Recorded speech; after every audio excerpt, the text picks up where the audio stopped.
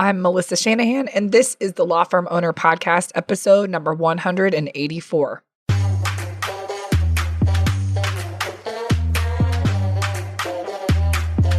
Welcome to the Law Firm Owner Podcast, powered by Velocity Work, for owners who want to grow a firm that gives them the life they want. Get crystal clear on where you're going, take planning seriously, and honor your plan like a pro. This is the work that creates velocity.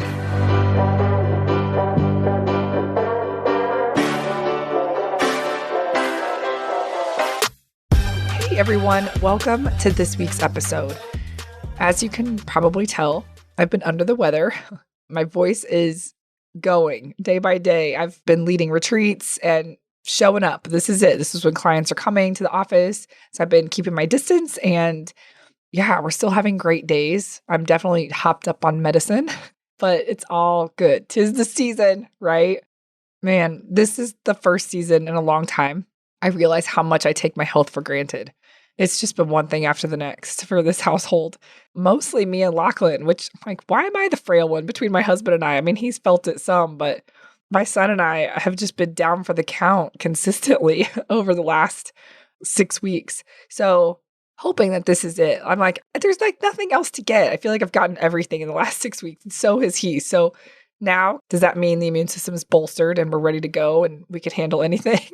So we'll see. But wishing all of you just a healthy season. And this is definitely having me evaluate how I take care of myself. Because, day to day, I think I take my health for granted. And yeah, this has been a really good wake up call that although you know and you understand intellectually that if you don't have your health, then everything else is just for naught. But this has been a big showcase of that the last 6 weeks. So I'm like, okay. Health needs to be valued in a way that maybe I haven't valued it before. So anyway, that's where I am. Well, okay. We are digging into a topic today that I hope will be really useful for you all. It's probably going to be a pretty short episode. That's why I'm presenting it today, because it is a shorter topic and my voice is going, but it's been really useful for those that we've shared it with.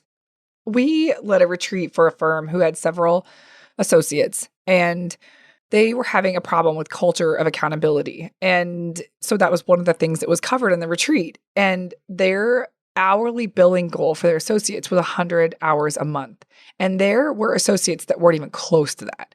So long story short, this was an issue. Billable hours was an issue, and the goals weren't that high. I can understand if someone's got a really high hourly billing goal, then it's going to take a lot more in many instances, coaching and pushing and helping and supporting and making sure that there is accountability for hitting those numbers. I mean, those numbers are probably there for a reason. The business has set them that high. That's how they roll. And if someone's not going to hit them, they're probably going to get rid of them really quickly. But that's not who I work with. I don't work with anyone who has a billing goal that is too high. It's not the kind of people that are drawn to me. And quite frankly, I think that's why many lawyers leave to go out on their own, is because they're sick of that culture with big law or even mid-sized firms that have really high demands. So we helped them with their low goals. Like, they took pride that they wanted this firm to be focused on lifestyle. And I'm like, okay, focused on lifestyle, but not at the expense of the firm. Like, you guys are going broke here. So we set some new goals.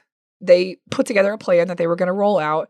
And we talked through how this was going to look, how this is going to work, how the accountability would be injected into the firm. Now, mind you, 100 hours a month was the goal. That's 4.65 hours on average a day, a working day. That is doable if the sole role of that lawyer is to lawyer and not to be managing other things. Are you kidding me? Like, that's definitely doable. And so we came up with a plan. There were going to be people that they knew were going to struggle with this for one reason or another. So they put into place a process that everyone would be led through if they weren't hitting their numbers. And so that is what this is about.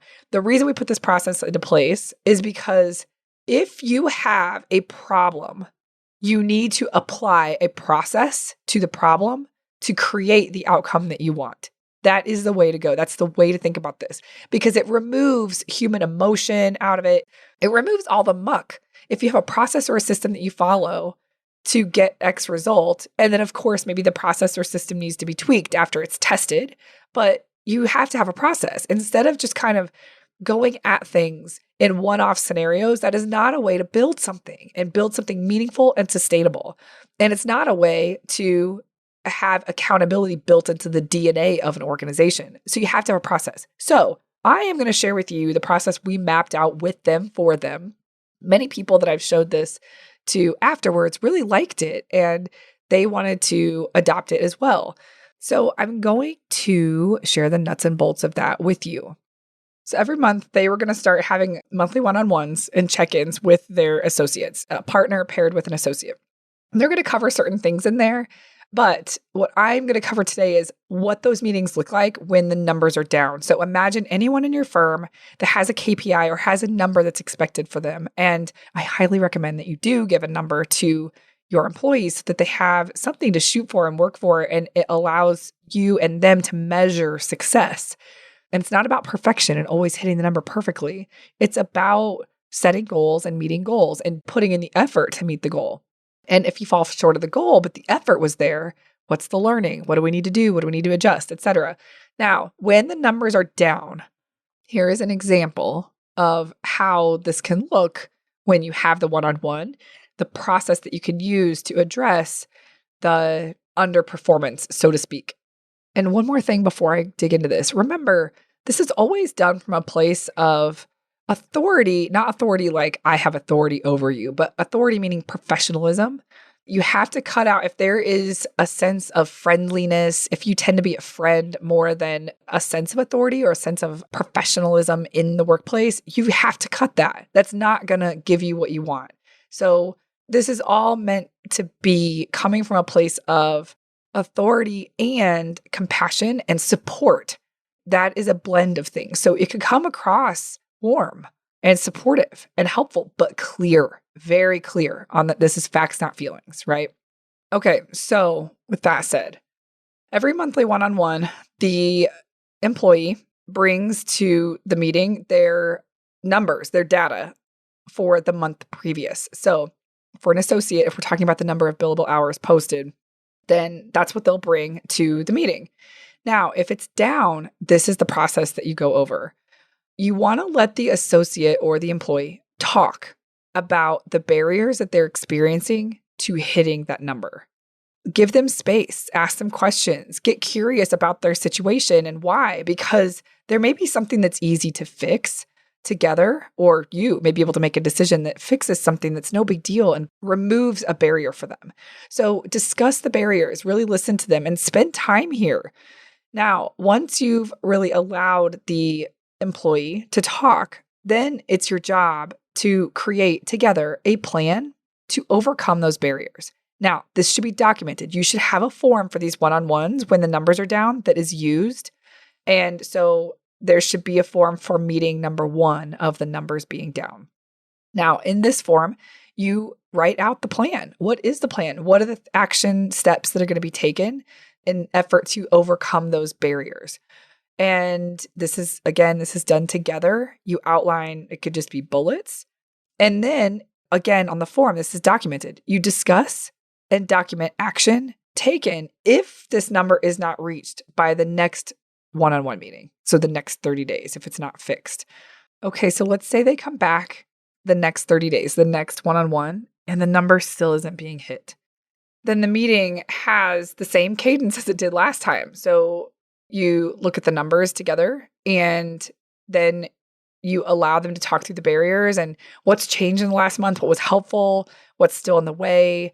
Really let them voice their barriers. And then this time, you do still come up with a plan to overcome those barriers so that they can hit their goals.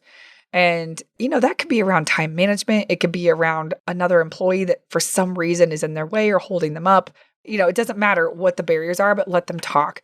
And then you can work on a plan together to overcome those things. Now, the only part that's different for this team, what they decided on, was that in this action, when you discuss and document action, if the number still isn't hit again, it's already set in stone. And so in this case, the second time around that the numbers aren't hit in a row, then the action to be taken at the next 30-day meeting is either a salary adjustment or termination. Now, this is certainly up to the owner's discretion on what makes the most sense and what you want to offer them. Also, I think it depends on, where you live and what makes sense legally. So you need to check into all this, but you do need a plan for this. So what this firm decided was, okay, the third month in a row that the numbers aren't being hit because these numbers are so reasonable, at that point, it's not a fit, or their lifestyle isn't such that they want to work this much. And so we can maybe bump them down if that's a need that our company has. So here's the truth. You have to keep this in mind. If you do not make decisions that are best for the health of the business, your business will suffer, and it will happen quietly behind the scenes, because what I've seen people do is that they will morph a role and do like a part-time role for this person because they just can't quite hit their hours. And so then they reduce their pay. And so maybe it's just that changes the position. The firm doesn't need that. The firm needs a full-time lawyer. That's why you had this person on. So if it's not a fit for your firm, don't even entertain it. So when you are making your action plan for what happens if the third month in a row that these goals aren't being hit and aren't being met, then at that point, for many firms, it will be, this isn't a good fit. The writing's been on the wall. We've been working together on this, and these goals are reasonable. They're very doable if you focus, and they're still not being hit. So this isn't a good fit. And that's when termination would happen. And all along the way, you have documentation, you have the numbers to back it up, and that is the process for them. So let's recap. They have a sheet that what they decided to do, this is their process. They have a sheet for meeting 1 when the numbers are down. They have a sheet for meeting 2 if the numbers are still down. And they have a sheet for meeting 3. And all along the way, next steps are documented so there are no surprises for the employee. Because the last thing you want is for them to get to that third meeting and they had no idea that termination was even on the table. And then you're just saying, all right, this isn't a good fit. See you later. And they're like, wait, what? I thought we were working together on this. So setting expectations clearly is so important. And the more you can do that upfront, the better. Now, what this firm decided to do was to upfront, as they were rolling out these goals and these new processes, they are going to explain the process across the board to everyone upfront. So if you aren't able to hit your 100 hours a month, then the first one-on-one that we're going to have is going to address that and talk about barriers and help you overcome barriers. We're going to make a plan, an action plan to be able to help you. And if you come back 30 days later and the goal still isn't being hit, then we're going to do this again. We're going to try to offer more support, dig in a little more deeply. What are we missing here? And if at the third month you come back and the numbers still aren't being hit, then it's what they decided was either a salary adjustment or termination. They set it all up front so that if the numbers go down, these people know exactly what they're walking into. And that's healthy. So again, this isn't the process you have to adopt. It's just to showcase how important a process is. Now, since they've implemented this, they have had wild success. People are hitting their numbers. People are happier. People feel more connected to leadership and to management. I mean, it's a game changer for them, but it wouldn't have happened if they didn't have a process. And the reason a process is so important is because you don't have to think. It's already put into place. If this happens, then X happens. So if someone's numbers are down, this is the sheet that we use to guide our conversation in that meeting. When you take the brain power out of figuring out how to handle a scenario, and you take the brain power out by instituting a process, then everything runs more smoothly and expectations are set up front and everyone knows what they're walking into.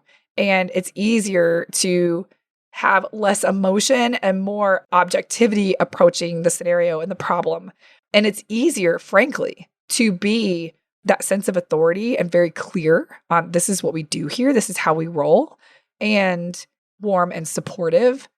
Because, frankly, the people I work with, they want their team to win. They want this to work. For so many reasons, they want it to work. And making sure that the other person, the other side, the employee feels that is really important, and it's powerful. So again, you don't have to have this process adopted for you, but I want you to think about the stuff that does frustrate you and you wish was different. how can you institute a process to help shift change in that area? And a process that allows you to oversee the development and oversee the shift and be supportive with the shift, even if it's not your work, it's someone else's work. How can you put in a process where everybody wins? The company wins, clearly, and the team member wins. And then, by the way, on top of that, that means the clients are winning. So a win-win-win scenario is the thing to shoot for. And so how can you put a process into place that really allows for all of that?